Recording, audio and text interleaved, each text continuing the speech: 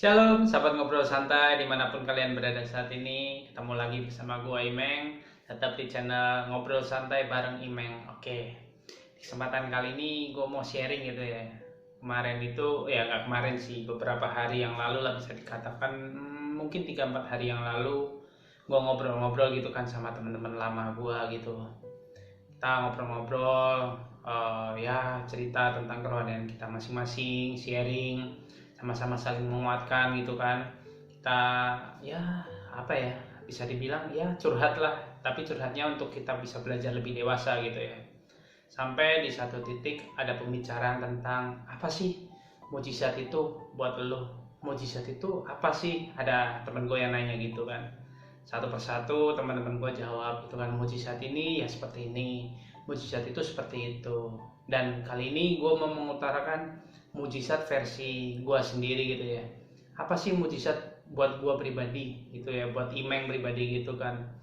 Karena buat gue itu mujizat itu udah bukan lagi berkata tentang gimana caranya gue bisa kaya, gimana caranya gue bisa cuman mementingkan daging gue biar enak, hidup gue makin sukses, hidup gue makin diberkati. Bukan itu lagi yang gue pikirin sekarang. Karena apa? Ya kalau lu mau sukses, lu mau kaya, lu mau happy, mau apapun, lu mesti kerja keras. Lu mesti tanggung jawab dengan pekerjaan yang sudah lu jalanin saat inilah. Kalau lu nggak bertanggung jawab, ya gimana caranya lu bisa menghidupi diri lu sendiri. Bahkan lu kalau udah berkeluarga, bagaimana caranya lu bisa menghidupi keluarga lu? Ya lu harus bertanggung jawab dengan kerjaan kalian gitu kan, kerjaan kita masing-masing. Nah, ketika kita berbicara mujizat, mungkin banyak orang yang berkata ketika gue disembuhkan dari sakit penyakit yang berat gitu ya, itu mujizat. Ya memang benar sih itu mujizat, gue nggak pungkirin itu memang mujizat. Tapi kalau boleh gue sharing kali ini, mujizat buat gue pribadi adalah ketika gue memperoleh hidup yang baru. Dari hidup gue yang lama atau cara hidup gue yang lama menjadi cara hidup gue yang baru. Nah itulah mujizat buat gue pribadi. Jadi mujizat itu buat gue pribadi adalah ketika hidup gue bisa berubah seperti hidup Tuhan Yesus itu sendiri. Gue mencontoh karakter Tuhan itu gimana sih, Tuhan itu selama di bumi hidup itu gimana sih, kelakuan Tuhan itu bagaimana, tingkah laku Tuhan itu bagaimana. Nah itu mujizat buat gue. Ketika gue mengalami sebuah perubahan dari yang dulunya rusak bobrok gitu ya, suka omong kotor misalnya gitu ya, terus suka free sex misalnya gitu, atau suka ya melakukan hal yang negatif lah, nyolong lah, mencuri gitu ya, atau klepto atau apapun whatever. Nah di situ adalah sebuah proses untuk berubah. Itu namanya buat gue pribadi itu namanya mujizat. Jadi dari yang hidupnya dulu rusak dikembalikan lagi ke dalam hidup yang baru, dan lu hidup benar-benar kudus, dan lu hidup benar-benar menurut standarnya Tuhan. Kenapa gue bilang menurut hidup standarnya Tuhan? Karena ketika kita udah berbicara tentang anak Tuhan atau kita sebagai orang Kristen, bukan lagi kita berbicara tentang bagaimana caranya gue bisa kaya raya, bagaimana caranya gue bisa sehat walafiat, tapi di situ kita berbicara bagaimana cara hidup kita, atau kita mempertanggungjawabkan hidup yang sudah Tuhan beri saat ini untuk kita bisa melakukan yang terbaik buat Tuhan. Caranya bagaimana? Ya caranya kita harus melakukan kehendak Bapa. Kehendak Bapa tuh gimana sih? Ya lu harus mengorbankan keenakan daging lu, egois lu, semuanya gitu ya, kedagingan lu, nafsu-nafsu yang bisa memuaskan daging atau memuaskan hasrat kita pribadi. Gue bisa seneng, bisa happy melalui daging gue. Nah itu kita harus buang. Bukan berarti kita nggak boleh seneng gitu ya, boleh kita seneng. Tapi dalam hal ini adalah senangnya untuk hal konteks apa dulu. Kalau kita untuk sekedar pamer apa gitu-gitu ya, itu namanya lu sombong. Bukan lagi lu senengnya, bukan seneng yang bagaimana yang memang benar-benar pencapaian atau ya ini yang Tuhan kasih itu gue bisa seneng, itu bukan. Tapi kita bisa dibilang kita sombong. Karena apa? Kita menyombongkan tentang hal-hal yang sudah kita dapat gitu kan. Nah balik lagi ke tadi yang menurut gue mujizat itu adalah kita hidup dari yang dulunya rusak, yang bejat, yang bobrok, kita kembali hidup menjadi anak Tuhan yang benar-benar mau dibentuk oleh Tuhan. Kenapa gue bisa bilang mau? Karena banyak orang nggak mau. Dalam arti begini, nggak mau ini adalah kita udah tahu kebenaran, tapi kita nggak mau melakukan kebenaran itu. Kita ngomongin orang gampang, gua pun ngomong begini mungkin bisa dibilang menurut kalian gampang. Nah, cuman melakukan itu yang susah. Jadi tanggung jawab itulah yang harus kita emban. Tanggung jawab itulah yang harus kita pikul. Tanggung jawab inilah yang harus kita berikan yang seutuhnya buat Tuhan ketika kita mengalami mujizat, yaitu hidup kita berubah. Di Matius 7 ayat 21 berkata, bukan setiap orang yang berseru kepadaku, Tuhan, Tuhan, akan masuk ke dalam kerajaan surga, melainkan dia yang melakukan kehendak Bapakku yang di surga. Sekali lagi gue bacain. Bukan setiap orang yang berseru kepadaku, Tuhan, Tuhan, akan masuk ke dalam kerajaan surga, melainkan dia yang melakukan kehendak Bapakku yang di surga. Nah, hal inilah yang harus kita lakukan, melainkan dia yang melakukan kehendak Bapakku yang di surga. Nah, kita anak Tuhan atau enggak? Atau kita cuma sekedar orang yang beragama? Kalau kita dicap sebagai anak Tuhan atau kita dicap sebagai orang Kristen, kita harus dewasa rohani kita.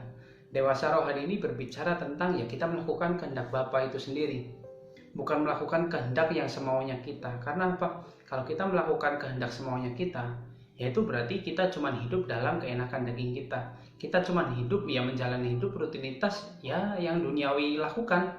Bangun pagi, mandi, berangkat kerja, ngantor, di kantor mengerjakan pekerjaan semua, pulang, mandi lagi, nonton, makan, tidur, besok bangun lagi, begitu rutinitas kita ya udah setiap harinya begitu.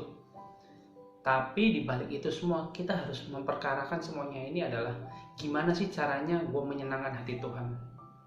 Menyenangkan hati Tuhan itu bukan berbicara 1 kali 24 jam lu harus duduk diam, lu berdoa 24 jam gitu ya, lu nggak bekerja, lu cuma berdoa doang. Itu menyenangkan, bukan seperti itu. Menyenangkan hati Tuhan itu adalah dimana kita melakukan pekerjaan kita melakukan tanggung jawab kita masing-masing. Itu kita mempertimbangkan, ketika gue melakukan hal seperti ini, kira-kira itu Tuhan bagaimana ya? Apakah Tuhan disenangkan ya dengan gue melakukan seperti ini? Nah, inilah mujizat namanya. Ketika kita bisa memperkarakan hidup kita dan kita bisa berubah 180 derajat dari hidup kita yang lama menjadi hidup kita yang baru, dan kita benar-benar mau melakukan kehendak Bapa di surga. Inilah baru kita bisa dikatakan sebagai anak Tuhan yang benar-benar dewasa.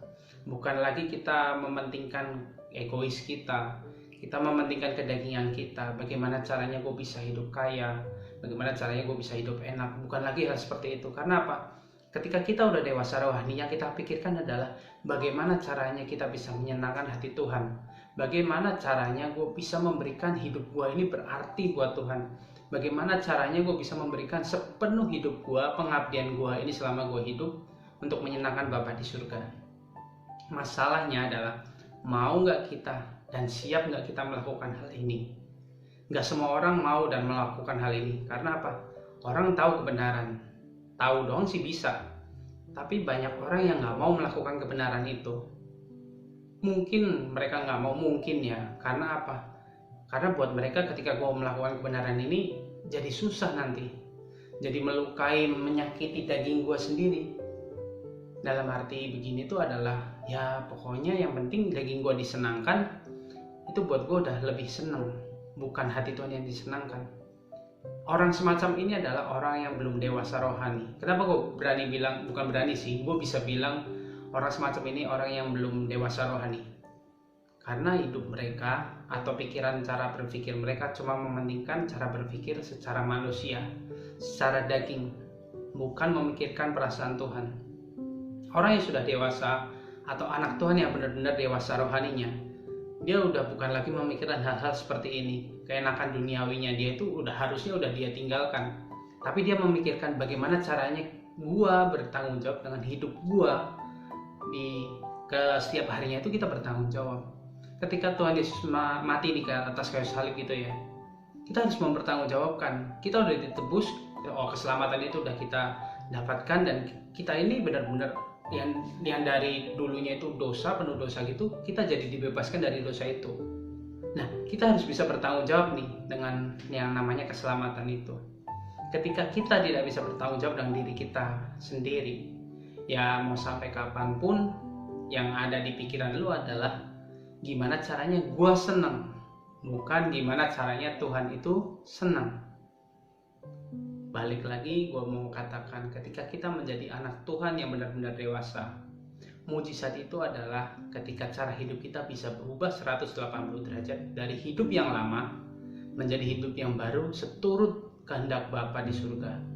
Bukan seturut kehendak gua pribadi lagi, tapi kehendak Tuhan. Jadi teman-teman, yuk kita sama-sama belajar, kita sama-sama merubah mindset kita. Kalau kita mendapatkan mujizat ketika kita sakit disembuhkan, puji Tuhan, bersyukur, itu seharus. Dan gue pun nggak menolak mujizat itu. Tapi kita harus berubah mindset kita. Jangan hanya berkata mujizat itu ketika gue diberkati, ketika gue bisa menjadi orang yang sukses, ketika gue disembuhkan. Bukan hal yang semacam itu doang, itu yang namanya mujizat. Yang namanya mujizat adalah seluruh hidup kita abdikan buat Tuhan. Pengabdian kita cuma buat Tuhan sendiri, itu baru namanya mujizat.